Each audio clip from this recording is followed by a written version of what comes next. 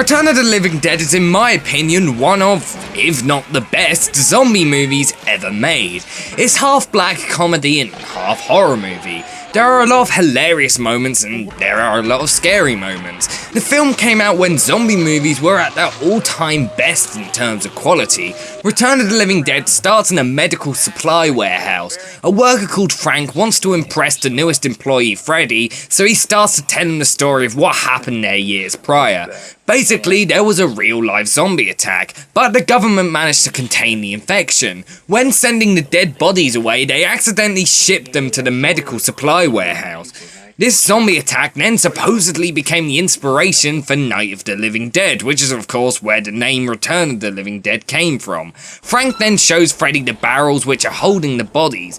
Frank smacks the barrel to show how strong it is, and he pierces a hole in it, releasing a gas. The gas knocks them out, but when they wake up, they see that all the dead animal sculptures and corpses have come to life. Also, Frank and Freddy are slowly starting to get sicker and sicker.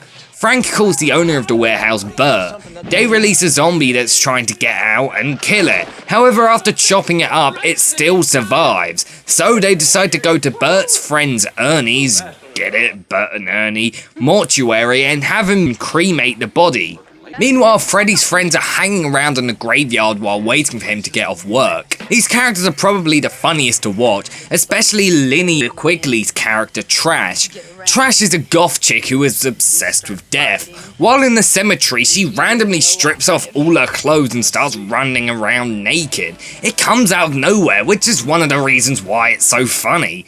Bert, Frank and Freddy persuade Ernie to burn the zombie's corpse. When they do this, all the smoke comes out from the chimney and releases into the sky, and it starts raining. This rain then brings all the corpses in the cemetery to life. All the characters must then try to survive. Most of them manage to get into the mortuary and stay in there. Frank and Freddy then slowly start to turn into zombies. The film doesn't use the Romero-esque slow zombies that you'd expect it would from the title. The zombies in this are actually incredibly fast, smart, Left 4 Dead style zombies. However, in this film, the zombies actually talk. I honestly think it's the first time I've ever seen a zombie movie where a zombie actually speaks in it. The zombies constantly walk around proclaiming brains. I guess this is probably where Plants vs. Zombies got their zombie influence from. The zombie designs are fantastic. The fast pace of the zombies are, in my opinion, much more terrifying than the slow zombies that we normally see everywhere. You can easily run away from the slow zombies, but when they are as fast as you, it's a little bit harder. The film is actually pretty scary at times and is probably one of the scariest zombie movies ever made.